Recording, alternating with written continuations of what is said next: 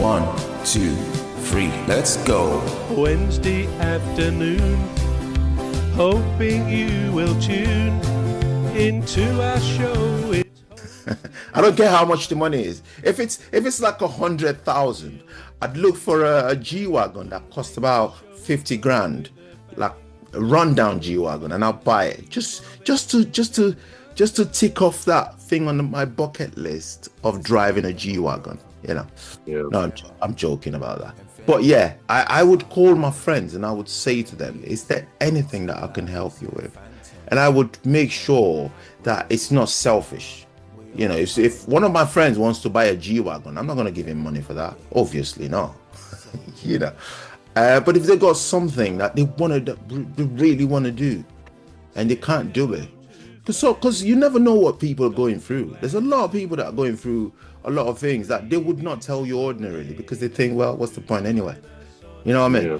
You say, how you doing? They'd be like, yeah, I'm fine. I know somebody, a friend, a close acquaintance, and he's got only 2 children, a boy and a girl, and they're both unwell. One of them has got like serious bronchitis, and the other one is been just ill since he was born. I think he's got sickle cell or something. And I know these parents would need a break. They just need a break. But they both work. And they both work different shifts in different hours. So one of them will probably go to work in the morning and they come back to then take the kids to school, while the other one prepares to go to work at night. You know, just, you know, they hardly spend time together. So at one point I would say to them, is there anything like you would want to do on your day off, like a holiday, like go somewhere? I would love to sponsor that. And that's the ones that I know. I would try to secretly find out what people are going through, and I would try to help. And I'm not just saying this for the show or to look good. I really want to help. I really want to help people. Yeah, so I would do that. I wouldn't be paying off somebody's mortgage. I wouldn't be doing that unless they're struggling. At some point they're really struggling. They're about to be repossessed or something, and then I would do that. But I wouldn't go lavishly helping somebody that already has enough or can manage. I would look for those that really struggling, and I would help reasonably within a reasonable limit. And those are the first things that I would do, and then I would sit down and say, right, how can I spoil myself? And I would buy a lot of production gears. I would do up a studio, you know, just for music and stuff like that, you know, because it's time to spoil myself. What do I have the money for if I can't spoil myself? Yeah, so I'd do that.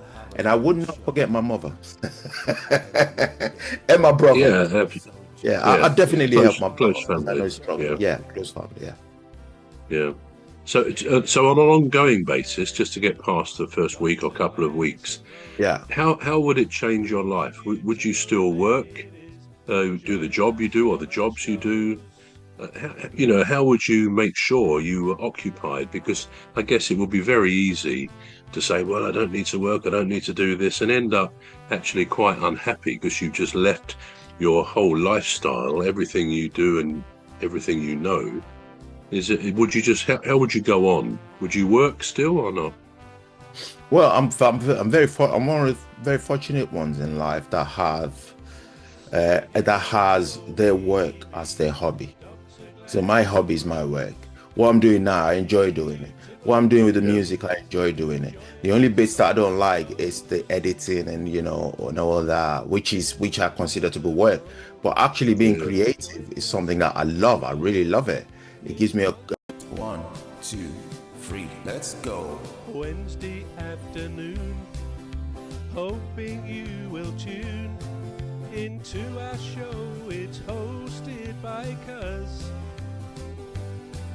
He'll introduce the gang who'll make the show go with a bang.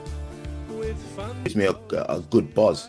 So I wouldn't stop working, but I'll get more people in a bid to help them to join in doing the bits that I don't like doing. You know, the one that I already have working with me, I would make sure that, you know, she's very, very, very, very comfortable.